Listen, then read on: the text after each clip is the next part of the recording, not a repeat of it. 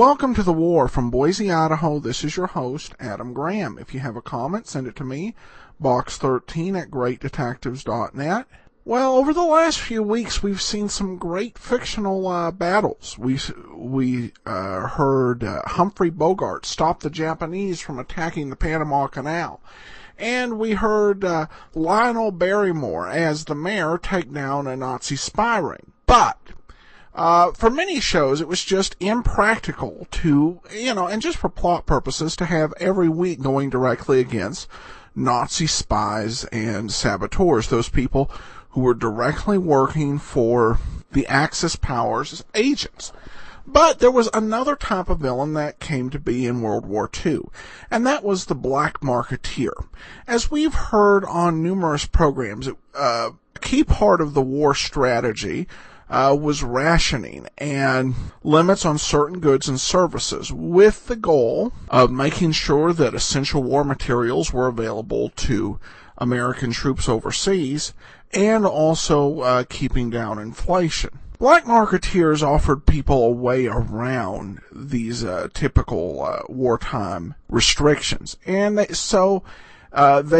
made for some great villains, particularly as they were blown up by the radio commentators, and they were pretty much just the racketeer characters from before the war. One radio program even said that the black marketeers were worse than the Nazis. Well, that might have been taking things a bit far. But still, it was definitely in public interest to fight against the black market, which in addition to worsening some shortages, or it could also lead to weakened products being released, such as medicines and foods that would have a devastating impact. We're going to take a look at some battles with the black market, and our first hero to take on the black market is one of radio's best known, the Green Hornet.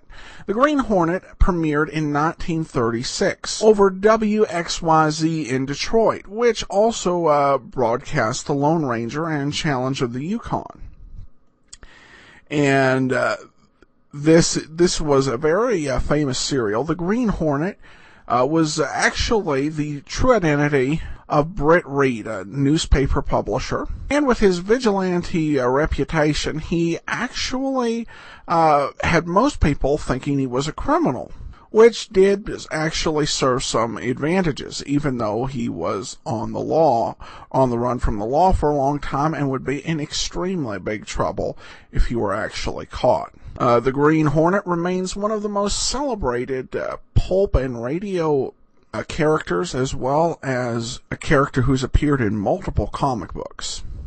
And he took on black marketeers with an opening that's all new and improved for the war.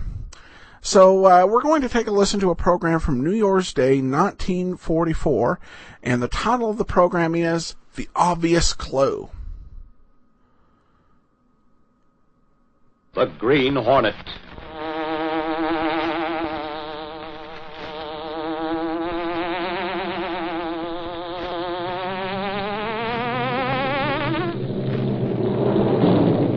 He hunts the biggest of all game, public enemies who try to destroy our America.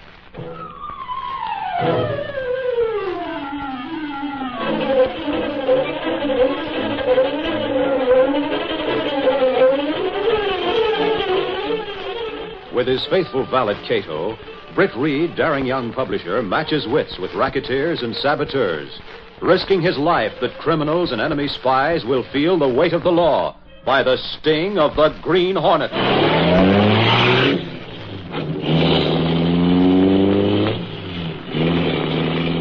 Ride with Britt Reid in the thrilling adventure, Obvious Clue. The Green Hornet strikes again.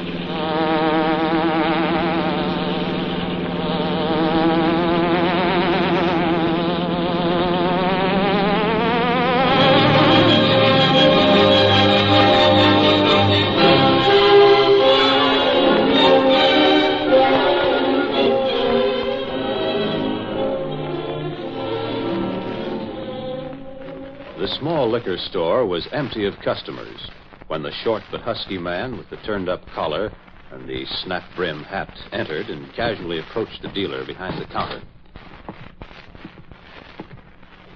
You the owner of this joint? Yes. What can I do for you? How's your liquor supply holding out? Well, not so good. But I'm about as well off as anybody else, I guess. That's where you're wrong, chum. The wise dealers around this burg have plenty of liquor to sell. Well, if they have, I don't know where they get it. That's what I'm here for, to tell you where you can get all you want. Oh. Sounds like black market stuff to me. So what? You pay a little more for it, but you still can make plenty of dough for yourself. I'm not interested, so don't waste my time. Don't be a sap. Just place an order with me, give me a bonus in advance.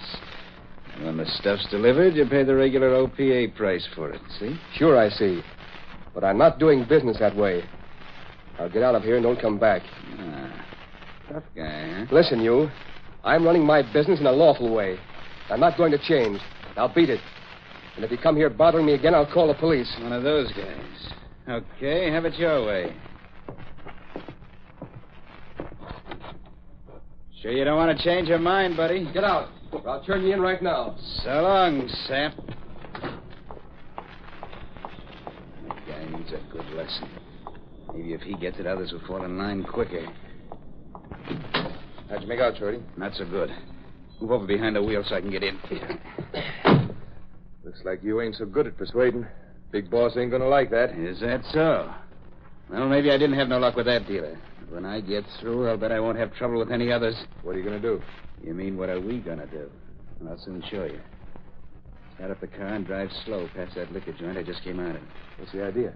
You forget I was playing around in some of the rackets back in Prohibition days. I know all the angles when it comes to dealing with bums like that guy. I still don't get it. Now, look. Remember the protection racket? When a guy didn't want to pay, he found a way to put him out of business quick. Come on, step on that starter. Hey, Shorty, you better take it easy. We can't afford can't that. we? Look. Here's what that baby's gonna get. Right in his front window. Pineapple. Yeah, but that guy saw you. He'll tell Listen, the cops. pal. When this explodes through that window, he won't ever tell anything to anybody, see? Get going. Oh, forget about him, Shorty. Let's try some other place. That guy's bumped off. Maybe we'll end up in... Scared. The big boss give us a job to do, and we're going to do it. You and me together, see? Come on, get this car moving. You do the driving, and I'll throw the throwing. I tell you, I don't like this. You'll get used to it. Slow down a bit where it comes to the place. Drive close to the curb. Now open this door and line this right through his window. That did it. Step on it, Dave. Quick.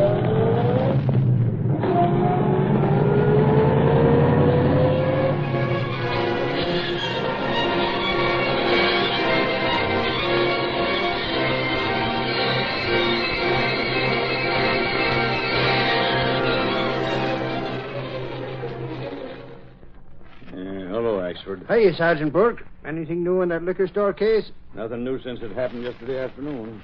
Somebody threw a bomb in that window, we know that much. The dealer didn't live to tell about it. Sure, it reminds me of the old days when the bootleggers were on the rampage. That it does. The black market's bringing back the same conditions. Then you think it was a bunch of black market liquor racketeers who did it? What else is there to think? The Daily Sentinel sure gave it a write-up. Did you read my story on it? Axford, I have more to do than be reading newspapers right now. Did you get any more out of that witness? Hey, who told you about him? Well, no, it's nothing to get excited about. I heard one of the boys say a guy in the tailor shop across the street heard the explosion and saw a long black car pull away. Axford, you didn't mention that in the paper, did you? Sure, but why are you Great suffering catfish. Well, what's the matter, Sarge? Matter? Axford, have you lost your senses? If I wanted that in your story, I would have told you about it. We were keeping it quiet to protect the witness. Cassidy, get the squad car and hurry. Where are you going? Come along and find out. And let's hope your nose for news hasn't caused somebody a lot of trouble.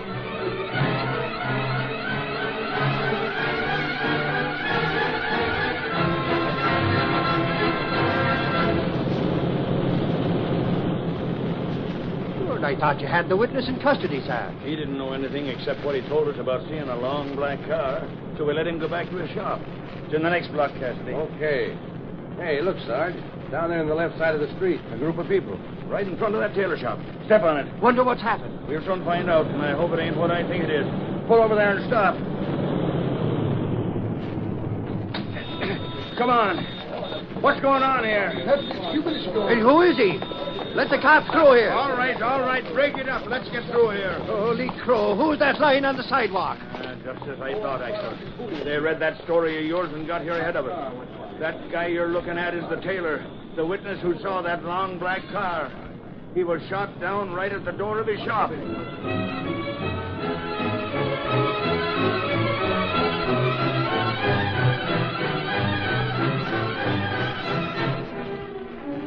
A short time later, in his office at the Daily Sentinel, Britt Reid, the publisher, was talking to Ed Lowry, one of his reporters. What did you find out, Lowry? Oh, not much, Chief.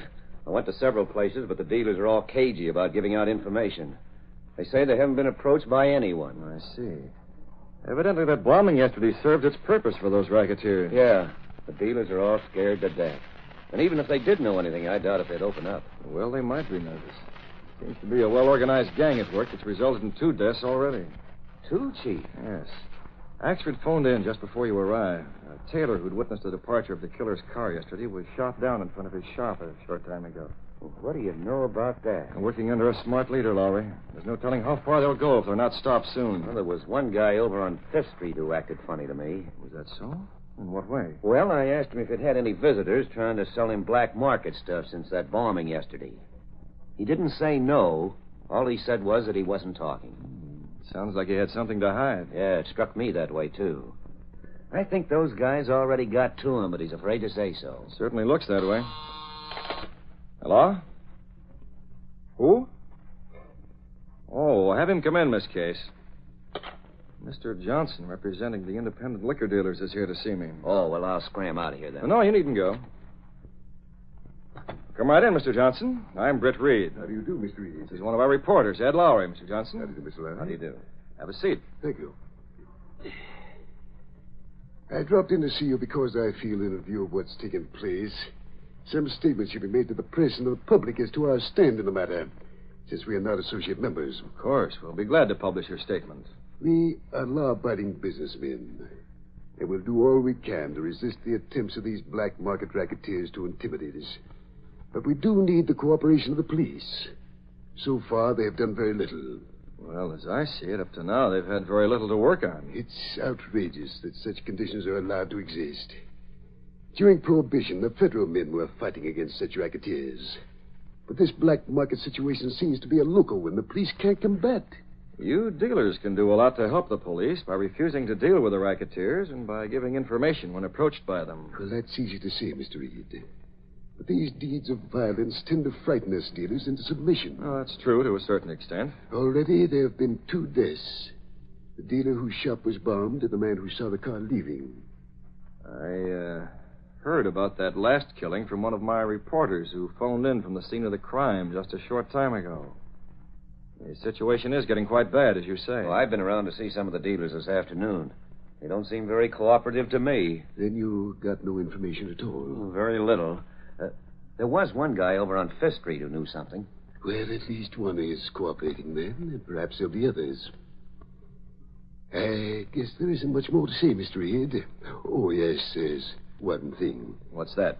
According to your paper, that witness, the tailor who was shot down a while ago, mentioned a long black car. Yes, that's right. It seems to me that would point to one criminal the police should concentrate on as a leader of these racketeers. Really? Who? The Green Hornet. I see. Yes, he is said to use a car of that description. That's right. I never thought of the Green Hornet. It may be worthwhile to get the police thinking about him. Well, I must be going. Thank you for seeing me. Not at all, Mr. Johnson. Perhaps your statements will give the police food for thought. And I hope, for the sake of your members, this gang is soon caught. I sincerely hope so, too. Goodbye, Mr. Reid. Goodbye. Mr. Lowry. Goodbye. The old boy seems plenty worried, Chief. Yes, Lowry. It's a tough spot for the dealers to be in. Well, all I can say is that if those dealers are playing along with the Green Hornet, they're really looking for trouble. That's right. The Hornet's a mean one to mix with in any racket. Time will tell whether he's mixed up in this one or not.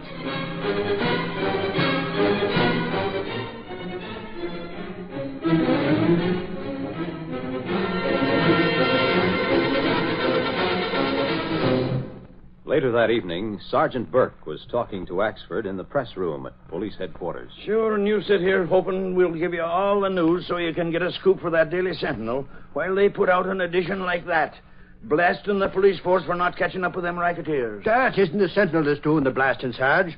They just printed a statement from the Independent Liquor Dealers Association.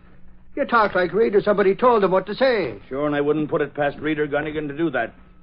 Look for the Green Hornet, it says. Haven't we been looking for that spalpeen for years? Sure. But there's one way to make him stop printing things like that, Sarge. I'll be thanking you to tell me how. Just catch the Green Hornet. Why, say for 2 pins, eh? Hey, Sarge, we just got a call. What's up, Cassidy? A liquor dealer down on 5th Street's been snatched. Them racketeers again. Now they've stooped to kidnapping. Yeah, some guy wearing a mask herded a couple of customers and a clerk into a back room and made off with the dealer. The clerk ran out in time to see him leaving in a long black car. Glory be, must be the Green Hornet. Come on, get the squad car, Cassidy. We'll get down there and find out what's what. That Hornet again.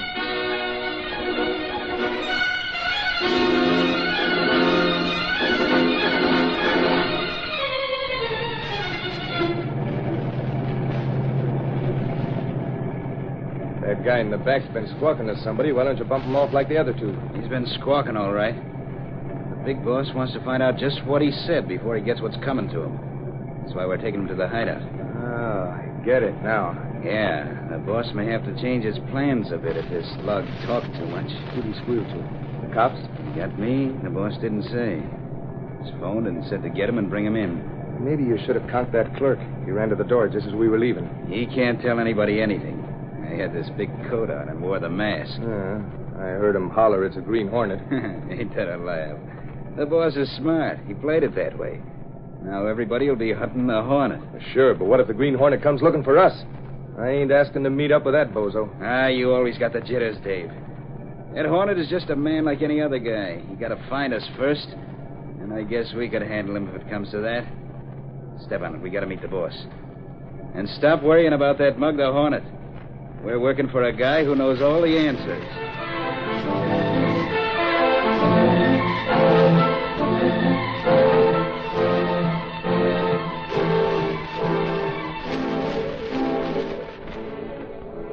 In the meantime, Britt Reid was in his apartment talking to his faithful valet Cato, the only person who knew the true identity of the Green Hornet. Those racketeers certainly have held the headlines for the past 2 days, Cato. There must be some way to stop them, but for the life of me, I can't seem to figure out how it's to be done. They must leave clues someplace, Mr. Britt. Yes, I suppose so.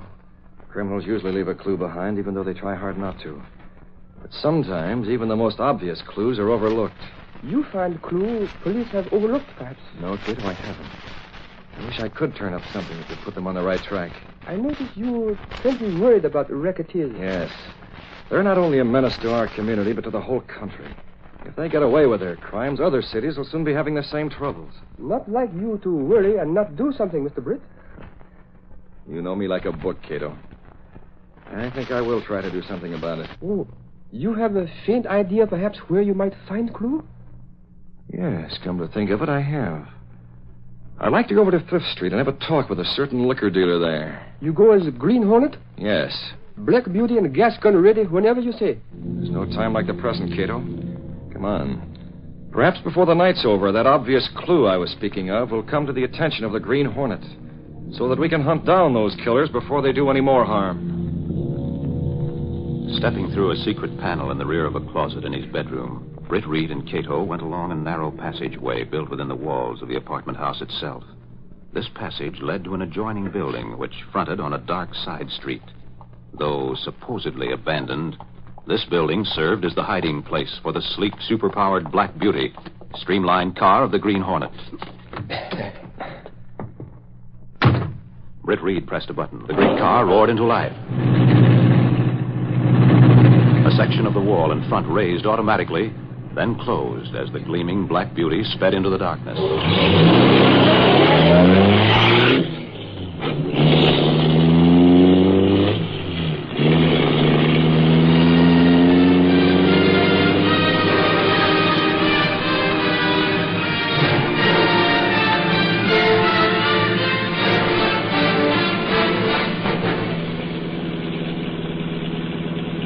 What do you expect to learn from dealer, Mr. Britt? Well, Lowry went around to several dealers this afternoon asking questions. But this one on 5th Street acted as though he knew something, but was afraid to talk. As Green Hornet, you were frightened information from him? Well, that's the general idea, Cato. I'm hoping to learn enough from him to get a line on the men behind this black market liquor racket. You know where store is on 5th Street? Yeah, we're almost there now. It's in the next block. Look, Mr. Britt. Cars stopped in the middle of the block. Yes, and a group of people. Cato, those are police cars. Stop and turn around, quick. They're in front of that dealer's place. We got here too late. They see us. Must hurry. Sir! It's the Hornet's car! There's the dirty kidnapper! He's trying to get away! Into the cars, men! After it! Step on it, Cato. We've got to lose them. Must hurry. They're turning around, Use too. the smoke screen if you have to. We've got to lose them and do it quickly.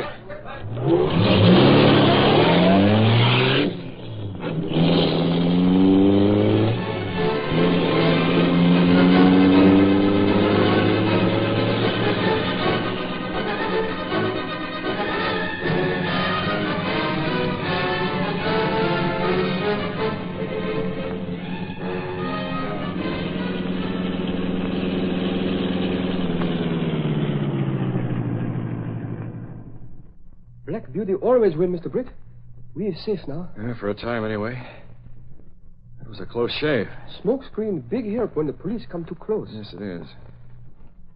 Well, from the few words I could hear back there, it seems somebody took away that dealer I wanted to talk to. Perhaps others have same idea. I'm sure of that, Cato. And before the night's over, perhaps we'll be sure of who that somebody is. Yet you tell me Lowry suspect that man was dealing with racketeers. In that case, why they take him away? Well, Cato, if somebody knew he'd been talking to Lowry, that person would be interested to find out just how much information that dealer gave out. Oh, I begin to think you have suspicion of certain person, Mr. Britt. Well, my suspicions must be verified before I disclose what I think, Cato. I suspect you are following obvious clue, perhaps. Yes, Cato, the obvious clue. Let's get back to town as fast as we can, Cato. There's no time to be lost if we hope to prevent further killings.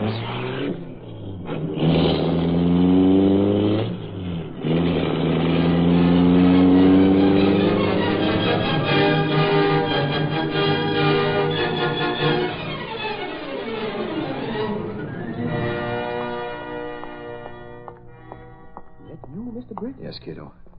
My search hasn't turned up anything. You sure no one in the basement? I made a thorough search. There's no one in the place at all. No clues to the hideout in the office either. Oh, not good, Mr. Britt. No one answers phone at house. No one here in the store. That's right. They've got a hideout someplace, and we've got to find it. We've got to catch them together while I have that dealer in custody so as to leave proof for the police. Just so. Hard to make police believe what you suspect otherwise. There must be some way to force their hand so we can get to them. Wait. Just thought of a plan that may work. Cato, I want you to get to the nearest drugstore and put in a phone call to the police.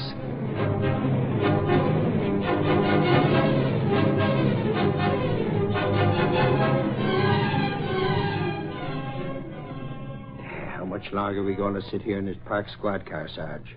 This isn't getting us any place. If you're tired of sitting, you can get out and walk home, Axford. This is the neighborhood where we lost that Hornet, and I'm hoping he'll be coming back this way. Calling all cars. Street brawl in front of cafe at 5th and Broad. Repeating, street brawl at 5th and Broad. That is all. Hey, aren't you going, Sarge? Somebody else will get it. We're waiting here a little longer. This is sure a funny way to be hunting down racketeers, sitting up a side street in a parked car. Axford, I'm getting tired of your beefing. Once and for all, I'm telling you...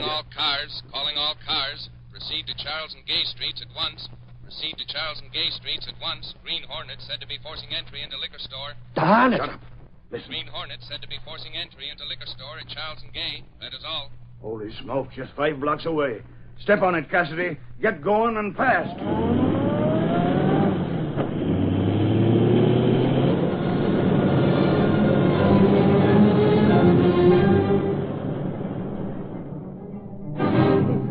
In front of the store? Yes. Probably searching the building from top to bottom. Why we wait here in alley, Mr. Britt? And why you have me call police? We're waiting for a certain party to show up, Cato. I had you call the police because I knew they'd give the alarm over the shortwave radio.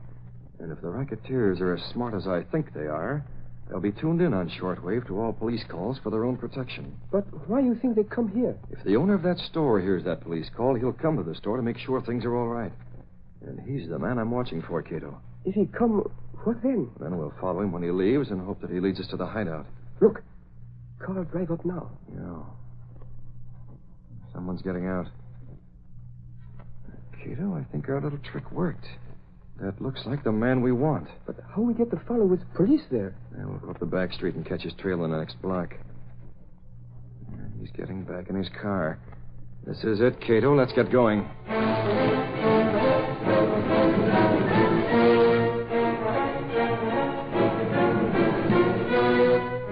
A short time later, in a small office in the back of an old waterfront warehouse, Shorty and Dave were talking. Hey, Shorty.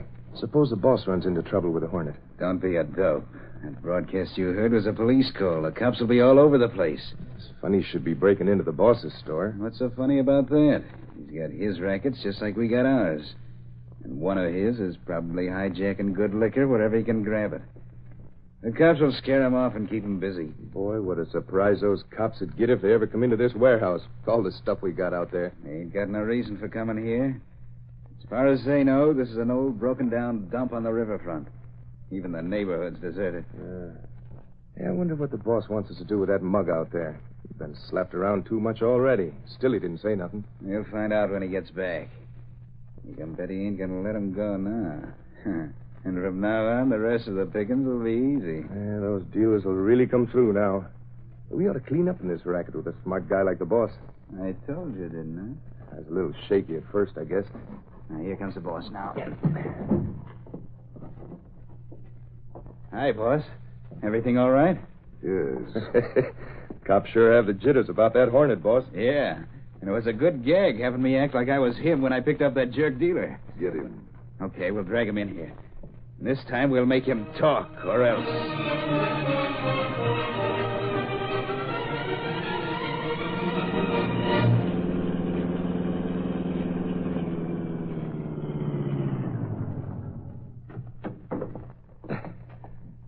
You went into this old warehouse, Cato.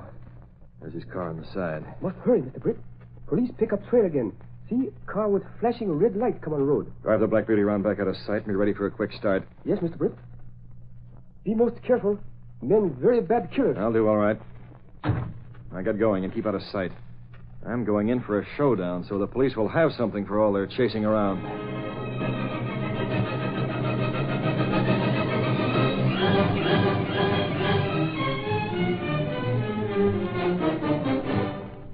Come on, you talk. What'd you tell that sneaking reporter this afternoon? Nothing. Hey, Shorty, maybe he didn't tell nothing after all. All the slapping around you gave him, he should have spilled it by now if he did squeal. Dry up, Dave. This jerk's just trying to pull a fast one on us, that's all. You still want him to talk, don't you, boss? Yes. Okay, that's all I want to know. This time I'll knock you right out of that chair if you don't open up. Okay, if that's what you want, here it is. Hold it, you killer. Hey, a mug wearing a mask. Green Hornet. No. Got to do something. I'm going. You don't? He sucked the boss. He's knocked out. Oh, yeah? Well, two can play at that game. Hold it, Mug. Oh, yeah, I forgot. You got a gun. Okay, Hornet, what's on your mind? Trying to horn in on a good thing when you see it? Maybe. Hey, Shorty. Boss was going to run out on us. Why don't we string along with this guy?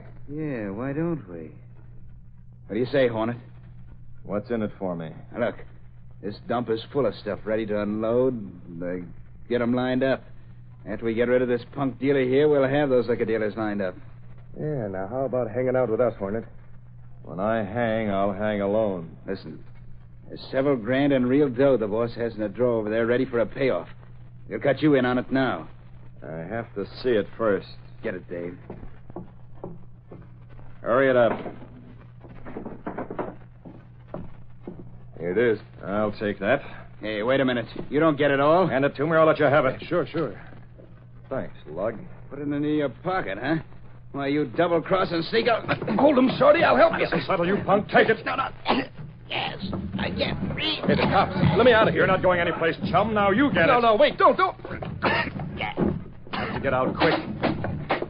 Back there, boys. Hurry. Hey, look at here, Sarge. 3 of them out cold. There's the guy tied up.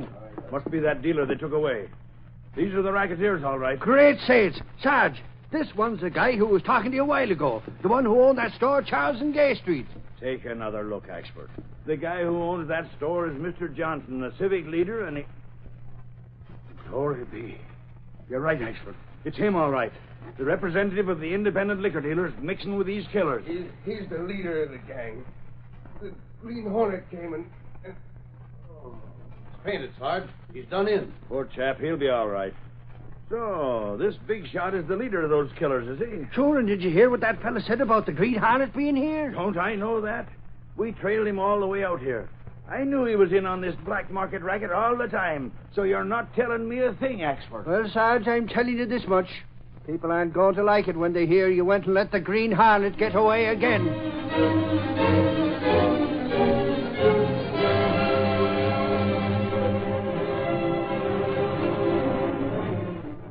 Cato, I guess it's safe to leave now. They're all inside. Before we go, Mr. Britt, one question, please. What is it, Cato? What was the obvious clue you speak of tonight? Well, that man Johnson came to my office today representing the independent liquor dealers. He knew about the killing of the tailor, even though Axford had phoned in the story from the scene of the crime just a few minutes before. Oh, good clue, Mr. Britt. And also, he was the only person besides myself who heard Lowry tell about the dealer on 5th Street. I remembered that too late to get to him before the racketeers did. By the way, Cato, here's a wad of money you can deliver to the USO tomorrow. Now, let's get away from here.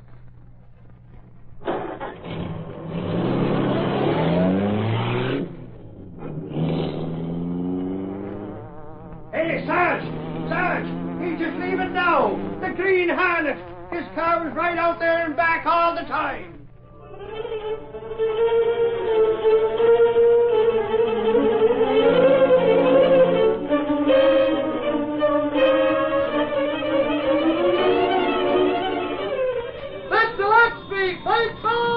Black Market Racketeers Club, Green Hornet, member of gang. Read all about it. Green Hornet still at large. That's Gillespie. Paper!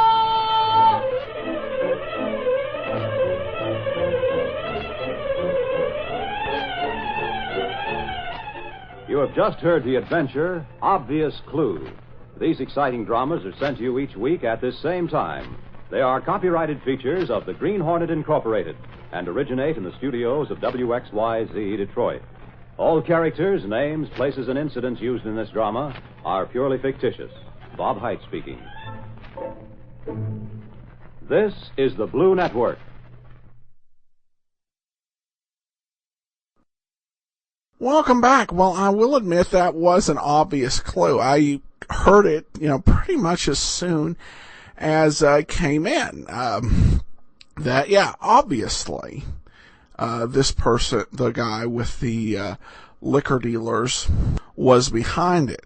One other fact here. At this point in the Green Hornet's story, Cato at the beginning of the series was actually considered, his heritage was stated to be Japanese. It later changed to Filipino, and when the Green Hornet came to movie theaters, Cato's heritage was Korean. In more recent stories, it is once again a Japanese heritage. That will do it for today. If you have a comment, email me, box13@greatdetectives.net. I welcome your story or that of loved ones who served during World War II. Ken Curlin provides our opening theme music, kencurlin.com. I am your host, Adam Graham. This series is provided as a service of the Great Detectives of Old Time Radio, greatdetectives.net.